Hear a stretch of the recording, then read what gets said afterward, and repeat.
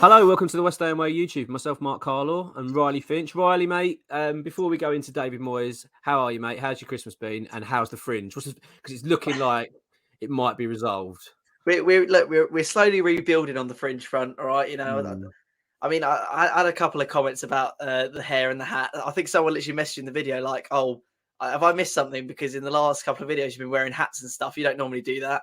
And I was sort of thinking, yeah, I mean, it's getting there. It's not as bad as it was when it was first, when he first went over it, the lawnmower. But it's not too bad. Christmas front though, I think it's been an all right Christmas. I don't know about you, but didn't really feel like Christmas until kind of it was Christmas. Normally you get that build up to Christmas, for like the month or so. But no, this year it was kind of just Christmas Day. It felt very Christmassy. Maybe a little bit of Christmas Eve. Chuck the old Christmas jumper on, and you're feeling like Christmas again. But yeah, I can't complain. Got a couple of presents. You got your Lynx Africa sets. What more could a man need in his life? And I heard you got some fancy new footwear as well, Mr. Carlaw. Yes, I've got some slippers because that's kind of where I'm at in my life now, mate. It's like, this is where I am, Ted Baker slippers. They're my main gift. I'm really happy with them, actually. But yeah, no, it's been good, actually. Like you, mate, it's been good. And I do like it. I was a bit like, I did struggle to get into it, actually. Like, even the build up to it, usually I get quite excited, but I just I think we had so much going on and sort of think it was just like, it didn't really hit me until pretty much Christmas Day. But yeah, once the Bailey started flowing, then I did fight. Oh yeah. Well, I'll tell you what. Someone who has had the slippers on is David Moyes, because it's been like 6 weeks since we've last played a game, and it seems like he's just sat at home, gone to Qatar, and done nothing, mate. I mean, it's the same old Moyes, same old tactics, same old formation, and his time looks like it's probably going to be up very soon. Yeah, I mean, it's really sad. I mean, I just think, for the record, I really want to say, like, before we sort of go into the Moyes thing, I really like David Moyes. I really do. I think I'm really grateful for him being at the club because he's done a marvellous job. Like, he's come in and saved us from relegation. Let's be honest, comfortably saved us as well. We were looking doomed, and sort of he got us out of that. The following season was magical. Finished 6th in the league. We finished above Arsenal. Finished above Tottenham. I mean, you can't ask. That's like stuff of dreams for us. And then got us into Europe, and then took us to the semi-finals of the Europa League. You know what I mean? And then qualified for Europe again. So, and I think that's the reason why a lot of people are feeling quite, split on it, because they feel like he's done so much for the club. The problem is, though, is this year, 2022. Let's be honest, has been, aside from the European side of things, it's been a pretty shocking year for West Ham.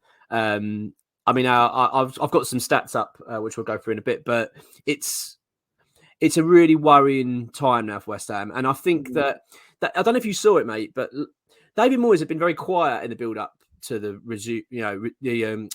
World Cup break. We hadn't really heard anything from him. I know, actually, I believe he actually went on holiday. I think he went to Florida for 2 weeks, which actually I was a little bit annoyed about when I first heard it. But then I kind of felt, well, actually, fair enough. Like, he probably wanted to recharge batteries. He's got the players to do the same. And you kind of think, especially if you're struggling, maybe they do need a bit of a breather. Just get away from football for a little while and just sort of switch off. So I haven't got a problem with that.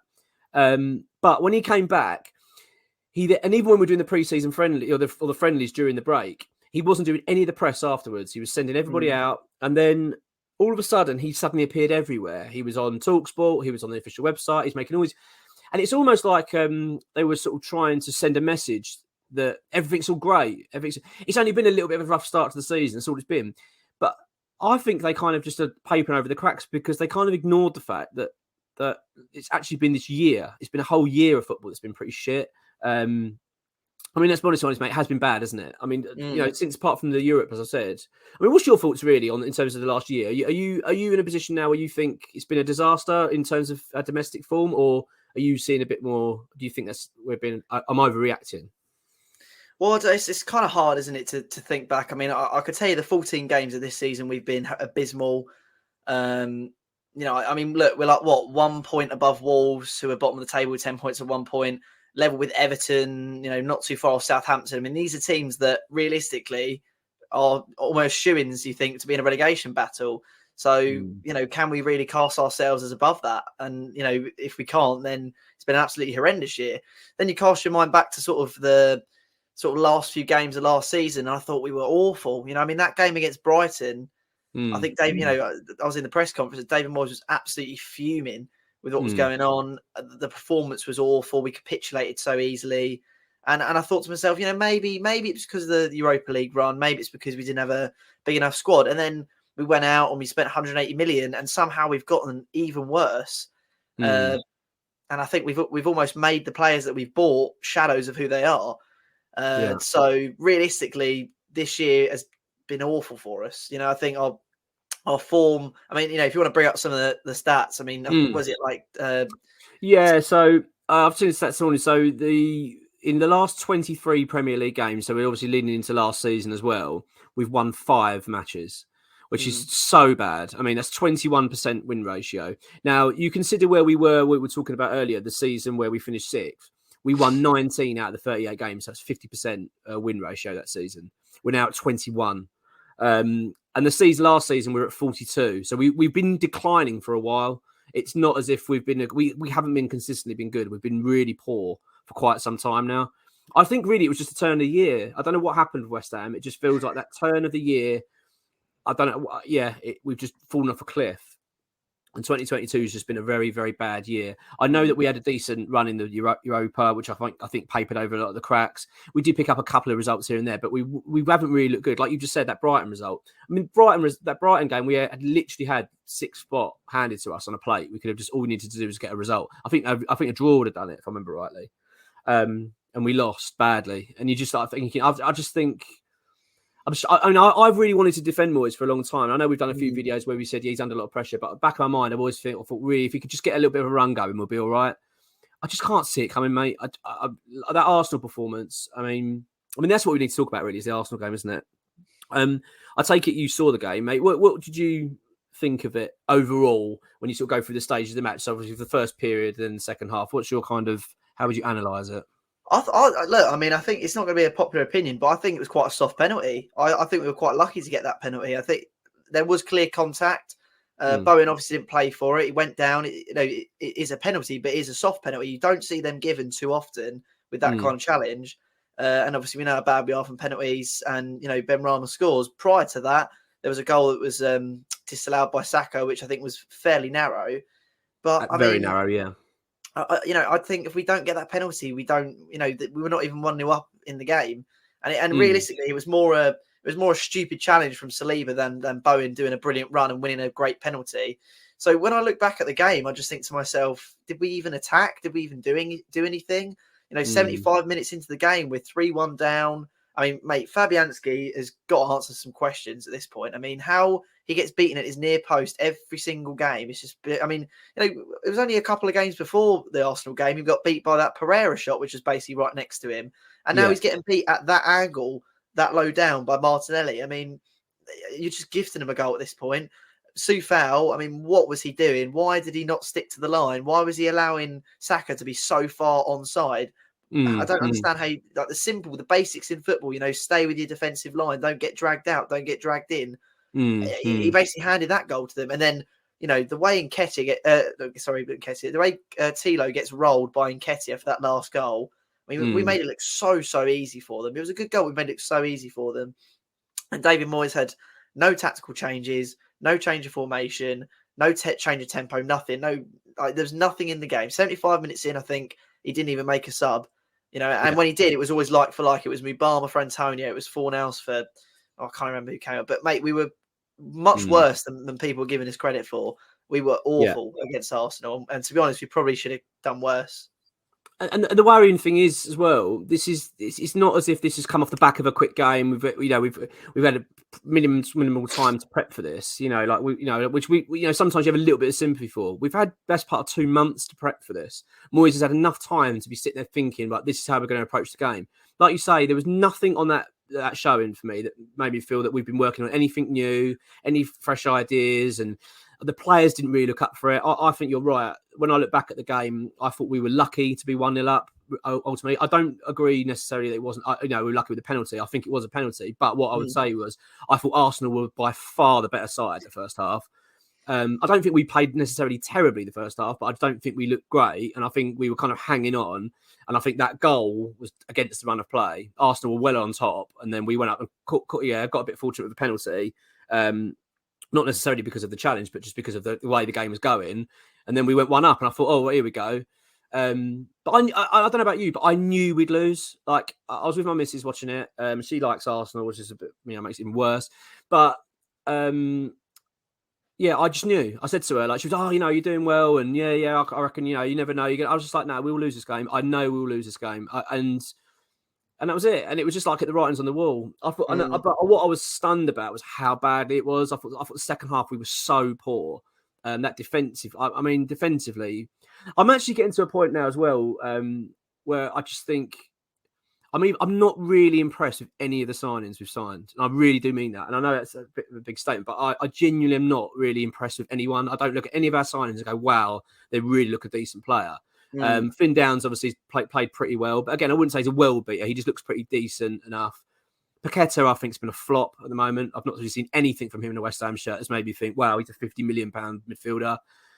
Even yesterday, I thought he was absent, really. He was okay. He didn't really do a lot. Skamaka's been okay, but he's got 3 goals in half a season, so you can't really say that's great. So if we finish the season on 6 goals, that's not what you'd expect from a £35 million striker. I just think there's so many problems at the club at the moment. So many problems. And that performance was just alarmingly bad, considering that this was supposed to be our refreshed West Ham side that Moyes has been talking up now, saying, Moyes even said before the game, we're getting close now to reaching the levels we were at. What the fuck is he talking about? Like, what is he talking about? We're nowhere near the levels we were at when we finished 6th. We're nowhere near. We don't look anything like a side that's going to be finishing. We don't even look a side that's going to be finishing top half. Let's be honest. If we finish 10th, I'd consider that a very, very fortunate place to finish now.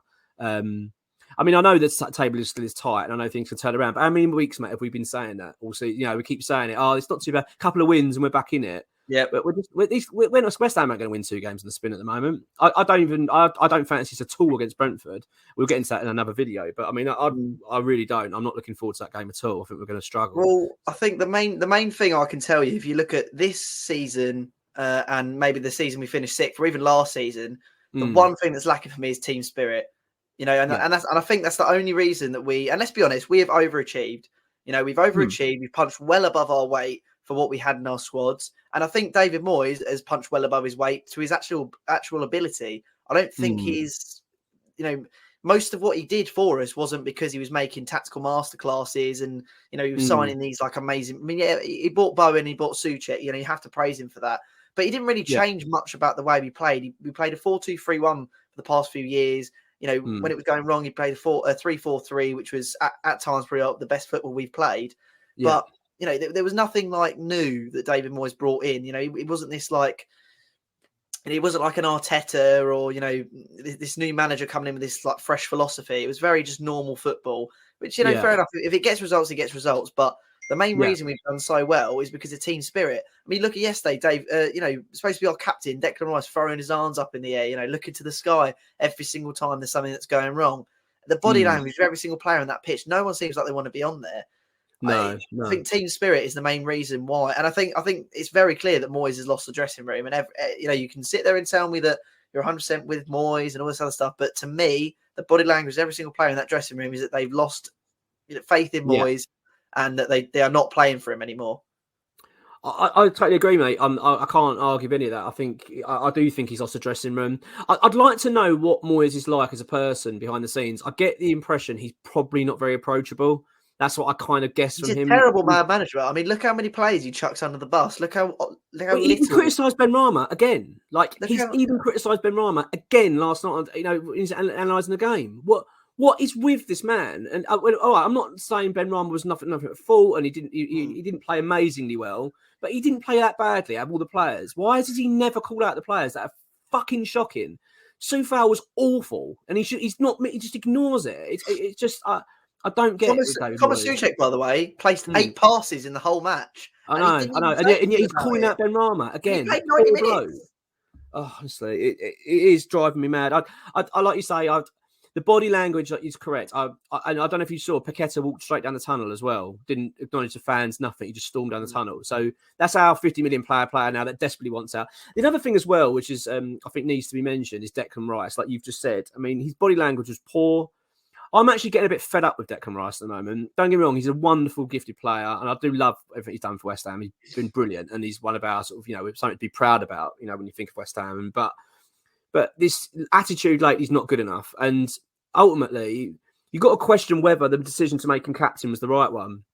The reason I say that is because he's refused to sign a contract. He's refused to sign a contract a long time. It's not as if he's just refused it. He's been refusing it for a long, long time.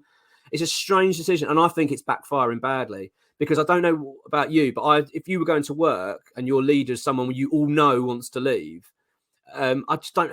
What is that rubbing? How's that? What message is that sending the side? It just doesn't send a very good message. If he was someone that's going, right, I'm signing a 5-year deal here, I want to commit to West Ham, it would send a very different message. I do think that's having a negative impact. I just don't know where to go with it, mate. I'm really starting to feel that. The only question I'll ask, though, is that, is a new manager going to solve all of these issues? Is David Moyes coming in going to solve the fact that Declan Rice wants to leave and his head's sort of down a little bit? Is it going to change the fact that Thomas Souček is a fucking horrific footballer who can't place a pass? Is it going to change the fact that Lucas Paqueta is not adapting well to the Premier League? Is it going to change the fact that we're getting injury upon injury? Look at Cornet. How has he been injured for as long as he's been? How have we let Aged come back? And the only time he's come back for the World Cup, he's gotten injured again. How have we allowed that to happen? Mate, yeah, I agree. I know what you're saying, because you look at it and you think, at the end of the day, we do need to have a change. I hate saying that, because I don't like someone to lose a job, and I always keep thinking, you want to give them time. But I just think that I was desperate to see a performance that reflected someone that's been working hard and looking at ideas and really trying to get the team spirit, like you say, up and running, because we're not even really fighting very hard. We don't work hard enough. The running stats aren't great. We don't press hard enough. And nothing's changed. Like, we had all this period of time off, and if I was the owners now, I'd be going, look, you've had this period, you've had it.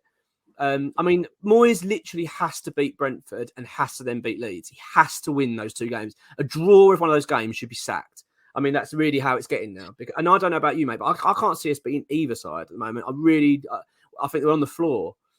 And I'm really getting tired of the players of these silly tweets after games and telling us how it's all, Declan Rice after the game. It'll be fine. You on to Friday, massive game. That was a massive game last night, Dec. Like, and to concede 3 goals in the space of about 14 minutes when in a must-win game, when you're 1-0 up. All you got to do is just fucking focus and shut up shop. You know what I mean? Just be really focused, be really tight. Their first goal, the defending was so bad, wasn't it? He literally was in acres of space.